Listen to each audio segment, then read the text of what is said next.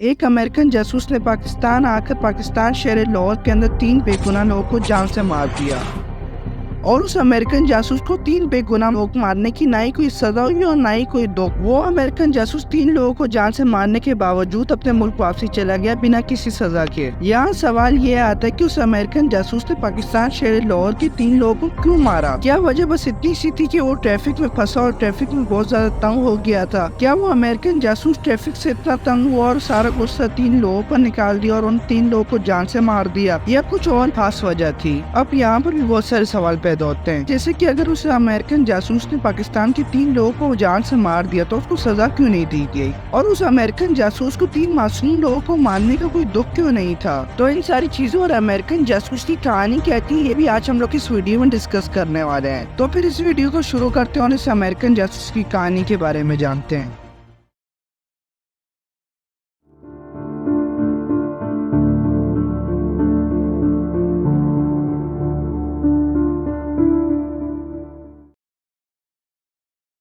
तो इस कहानी का आगाज होता है 27 जनवरी 2011 को पाकिस्तान शहर लाहौर में। शाम का वक्त था। लाहौर की सड़कों पर एक नई चमचमाती होंडा सिविक ट्रैफिक सिग्नल पर आकर रुकी और उसी वक्त एक बाइक पीछे से आकर इस होंडा सिविक के आगे रुकती है, जिसके ऊपर 2 लोग मौजूद होते हैं। जब वो बाइक वाले दोनों शख्स गाड़ी के अंदर देखते हैं तो गाड़ी के अंदर एक गोरा चिट्टा अंग्रेज बैठा होता है और एक सेकंड भी नहीं गुजरता कि वो अंग्रेज अपनी पिस्टल निकालकर बाइक पर पीछे बैठे वाले शख्स को 5 गोलियां मार देता है और वो गोलियां फ्रंट शीशे से गुजरते हुए बाइक पर पीछे बैठे शख्स को लगती हैं। और बस इतनी सी देर में जो शख्स आगे बैठा होता है, जो बाइक चला रहा होता है, वो वहाँ से भागने की कोशिश करता है, मगर अफसोस ये अंग्रेज उसको भी 5 गोलियां मार देता है। और ये अंग्रेज उन दोनों को गोलियां मारने के बाद उनकी तस्वीर लेकर अपनी गाड़ी में वापसी बैठकर वहां से निकल जाता है, बिना किसी डर और बिना किसी खौफ के। ये गाड़ी स्क्रैच खाती हुई थोड़ी दूर तो जाती है, मगर आगे जाकर पुलिस वाले से रोक ही लेते हैं। ये चालाक अमेरिकन जासूस बिना कुछ किए खामोशी से अपने आप को सरेंडर कर देता है, क्योंकि इसको भी मालूम था ना इसको कोई सजा होगी ना ही इसके ऊपर तशद्दुद, ये अपने मुल्क सही सलामत वापसी पहुंच जाएगा। तो उस चालाक अमेरिकन जासूस का नाम था रेविन डेविस।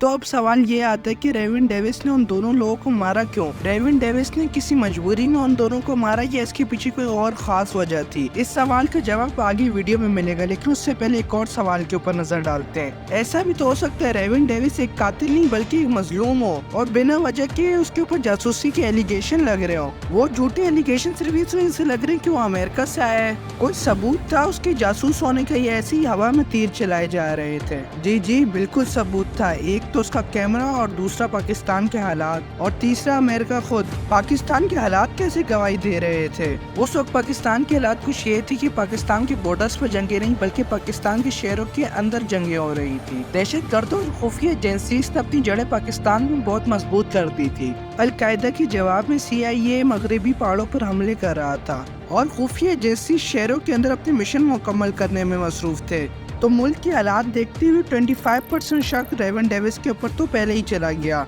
और अब दूसरी चीज जो रेविन डेविस के जासूस होने की गवाही देती थी, उसकी गाड़ी से मिलने वाला कैमरा और उसकी गाड़ी से मिलने वाली कुछ और चीजें। जब रेविन डेविस का कैमरा चेक किया तो उसके अंदर से पाकिस्तानी फौजियों की अलग अलग लोकेशनों की तस्वीरें थी और इसकी गाड़ी में कैमरे के साथ साथ और बहुत सी चीजें थी जो इसके जासूस होने पर इशारा कर रही थी।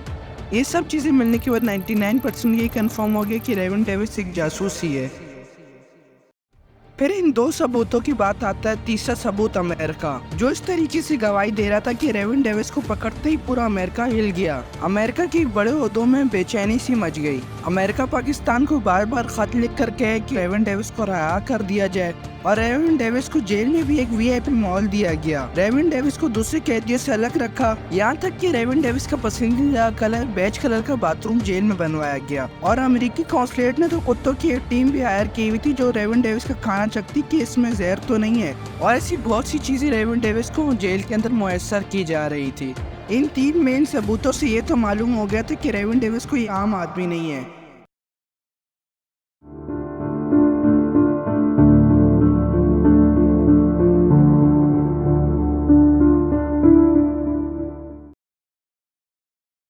तो टाइम में थोड़ा सा पीछे जाते हैं और जानते हैं कि रेवन डेविस पाकिस्तान आने से पहले क्या काम करता था और किस तरीके से पाकिस्तान आया। तो रेवन डेविस का ताल्लुक अमेरिका से और ये अपनी फैमिली में होने वाला तीसरा बच्चा था। रेवन डेविस का स्कूल टाइम से फुटबॉल और कुश्ती में कोई मुकाबला नहीं कर सकता था और ग्रेजुएशन करने के बाद 10 साल फौज में गुजारे और 2003 में प्राइवेट कॉन्ट्रैक्टर बनने से पहले थर्ड ग्रुप फोर्स के लिए भी काम किया और उसके बाद एक्सी यानी कि ब्लैक वोटर के लिए भी काम किया और फिर उसके बाद उसने CIA ज्वाइन कर ली और फिर ईरान में CIA वालों को कवर देना शुरू कर दिया और फिर अफगान जंग शुरू हुई तो उसके अंदर से कई जासूसों ने पाकिस्तान का रुख किया और उन्हीं कई जासूसों में एक था रेवन डेविस। रेवन डेविस जाली पासपोर्ट में पेशावर आ गया जिसे $2 लाख महीने की तनख्वाह मिलती और फिर रेवन डेविस पेशावर से लाहौर आकर एक खुफिया तरीके से बड़े बंगले में रहना शुरू कर दिया। वो यहाँ पर एक टेक्नीशियन के तौर पर आया था मगर उसका असली मिशन तो अलकायदा के ऊपर नजर रखना और अमेरिका को हर पल की खबर देना था। एक मिनट, आप सबने एक चीज नोट की कि मैंने वीडियो के शुरू में तो 3 कत्लों का बताया था लेकिन मैंने अब तक तो 2 कत्ल का बताया। ये तीसरा कत्ल किसका हुआ था? इस तीसरे कत्ल के बारे में भी बताऊंगा लेकिन उससे पहले ये डाउट तो क्लियर करते हैं कि रेवन डेविस ने 2 मेन लोगों को गोलियां क्यों मारी। तो इस डाउट को क्लियर करेंगे अमीन नफीस जो सीनियर जर्नलिस्ट है। अब जो पॉइंट था कवर ब्लो में, ये शायद आम लोगों की समझ में नहीं है। एक स्पाई के लिए ना जिंदगी मौत का मसला था उसका कवर। हमें ये बात उस वक्त समझ आई थी, स्पेशली मुझे ये बात है, वो ये थी कि जिस वक्त वो लड़के इसको चेस कर रहे थे इसको डाउट ही ये हुआ था कि मेरा ये शायद आइडेंटिटी जो मेरी है ना वो ब्रेक होने लगी है, मेरा कवर ब्लो होने लगा। वो डेप्यूटी चीफ था एशिया का CIA का और ये उसका कवर था जो कभी किसी सूरत पर ब्लो नहीं होना चाहिए था और उसने उसी चीज को बचाना था।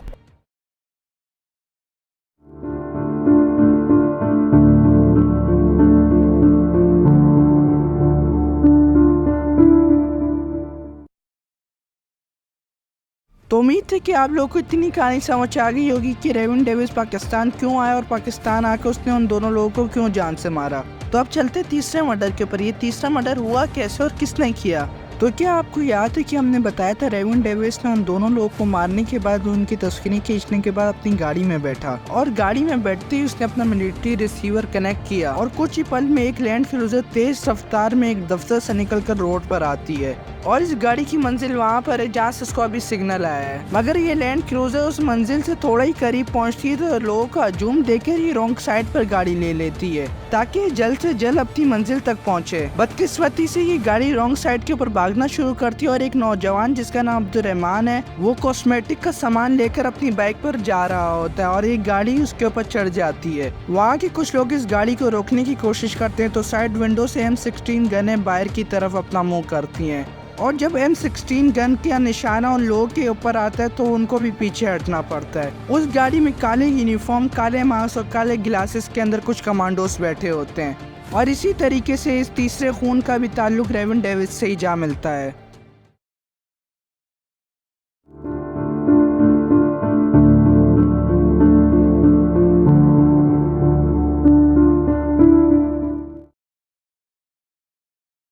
तो रेवन डेविस की जेल की कहानी तो थोड़ी सी अधूरी रह गई तो चलो उसको दोबारा से कंटिन्यू करते हैं। तो रेवन डेविस को जेल के अंदर VIP प्रोटोकॉल दिया जा रहा था और देखते ही देखते कुछ टाइम में ये हाई प्रोफाइल केस बन गया और बनता भी कैसे नहीं क्योंकि एक अमेरिकन शहरी से 3 पाकिस्तानियों का कत्ल हो गया और ये केस भी 2 रियासतों के बीच में था, एक तो पाकिस्तान और दूसरा अमेरिका जो अभी भी पावरफुल कंट्रियों में पहले नंबर पर आता है। और रेवन डेविस का केस यूं ही चलता रहा। रेवन डेविस की कोर्ट में पेशियां होती रही और हर सबूत रेवन डेविस के खिलाफ ही था। रेवन डेविस का कोई चांस नहीं था बचने का। रेवन डेविस के दिल में भी ये डर था कि अब तो उसके साथ बहुत ही गलत होने वाला है, लेकिन अमेरिका ने भी हार नहीं मानी। दिन रात कोशिश की रेवन डेविस किसी न किसी तरीके से बच जाए। अमेरिका कभी उसको लाहौर कॉन्सुलेट का मुलाजिम बताता तो कभी इस्लामाबाद एम्बेसी का मुलाजिम बताता। अमेरिका उस वक्त से आज तक ये ना बता सकी कि रेवन डेविस कौन था और जब रेवन डेविस का बचने का चांस बिल्कुल 0 हो गया तो अमेरिका ने इस्लामी तरीके से रेवन डेविस को बचाने की कोशिश की। वो कैसे, वो सारा कुछ भी आप लोगों को बताता हूँ। रेवन डेविस को भी अब मालूम हो गया था कि कुछ भी हो जाए मुझे तो सजा मिलनी ही मिलनी है। और जब अमेरिका की गवर्नमेंट के बंदे ने रेवन डेविस को ये बताया कि तुम्हारा केस अब इस्लामी तौर पर सॉल्व होगा, रेवन डेविस की बात सुनते उसके पैरों तले से जमीन निकल गई क्योंकि रेवन डेविस को भी पता था कि अगर इस्लामिक तौर से ये केस सॉल्व होगा तो कत्ल के बदले कत्ल होता है और रेवन डेविस को भी कत्ल के बदले में कत्ल ही कर दिया जाएगा। अमेरिका की गवर्नमेंट के बंदे ने रेवन डेविस को बोला कि इस्लाम में एक और तरीके से भी केस सॉल्व किया जाता है, यानी कि खून की रकम अदा कर खून बहा अदा कर जिसे ब्लड मनी भी कहा जाता है। और यही बात सुनकर रेवन डेविस के अंदर अपने मुल्क जाने की एक और उम्मीद पैदा हुई और इसी तरीके से अमेरिका ने इस्लाम की सपोर्ट ली और कत्ल होने वाली फैमिलीज को खून बहा की रकम देने का ऐलान हुआ। मगर इधर भी एक प्रॉब्लम आती है, उनकी फैमिलीज तो खून बहा की रकम लेने के लिए राजी नहीं थी, मगर अफसोस ताकत के आगे क्या हो सकता है। फिर उनकी फैमिली को प्रेशराइज किया, फिर भी कुछ ना हुआ तो उनका वकील बदला और उनको बंदूकें दिखाकर डराया धमकाया और उनकी फैमिलीज को खून बहा की रकम लेने के लिए राजी किया।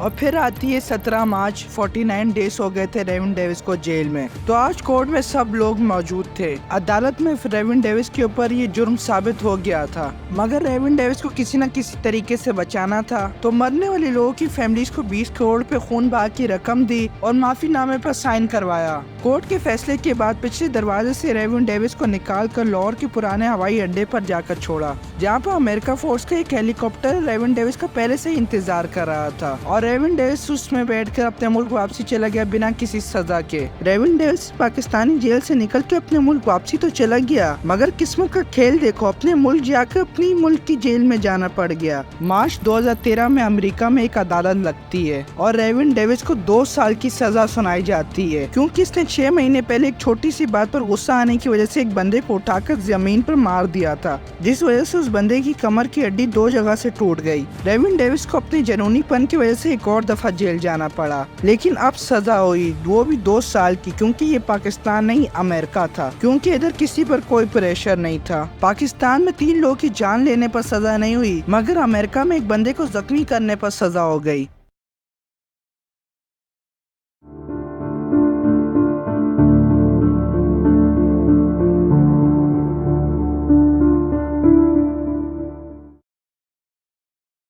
तो आप आते हैं इस वीडियो के एंड सोल्यूशन के ऊपर कि इसका क्या सोल्यूशन हो सकता था। तो पाकिस्तान के बड़े जर्नलिस्ट ने भी यही बात की कि अगर हमने रेवन डेविस को छोड़ नहीं था तो उसके बदले में हम लोग आफिया सिद्दीकी को भी अपने मुल्क वापसी ला सकते थे। वो आफिया सिद्दीकी जो कई सालों से अमेरिका की कैद में, और इस आफिया सिद्दीकी के बारे में हम आपको फिर कभी बताएंगे। और कहा जैसा कानून अमेरिका में वैसे ही कानून पाकिस्तान में भी आ जाए कि यहाँ के लोगों को इंसाफ तो मिले, और ये खाली गवर्नमेंट की गलती नहीं बल्कि हम सब की गलती, और हम सबको बदलना चाहिए। हम सब इस तरीके से बदलेंगे और अपनी गलतियों के ऊपर नजर डालेंगे तो इसी तरीके से हमारा माशरा भी ठीक होगा। तो ये अमेरिकन जासूस रेवन डेविस की कहानी। उम्मीद है कि आपको इस वीडियो से कुछ नया जानने को मिला होगा। और इसके अलावा हम लोग अपने चैनल की बात कर लेते हैं जिसके ऊपर पिछले 3 महीने से कोई वीडियो अपलोड नहीं हुई, कि हमें एक और नई जर्नी स्टार्ट करनी थी कि डॉक्यूमेंट्री वीडियोस की, ताकि आपको ज्यादा से ज्यादा नॉलेज मिले और नई नई चीजें जानने को मिले। हम जो पहले रोस्टिंग वीडियोस बना रहे थे वो भी कोई गलत नहीं थी, ना हमने किसी को गाली दी और ना ही कोई गलत बात की किसी के बारे में। हम वो बस आपके एंटरटेनमेंट के लिए करते और सही चीजें बताते थे। फिर भी हमें ऐसा लगा कि अपने कंटेंट में हमें थोड़ा सा और चेंजिंग करनी चाहिए, तो इस वजह से हमने एक नई जर्नी स्टार्ट की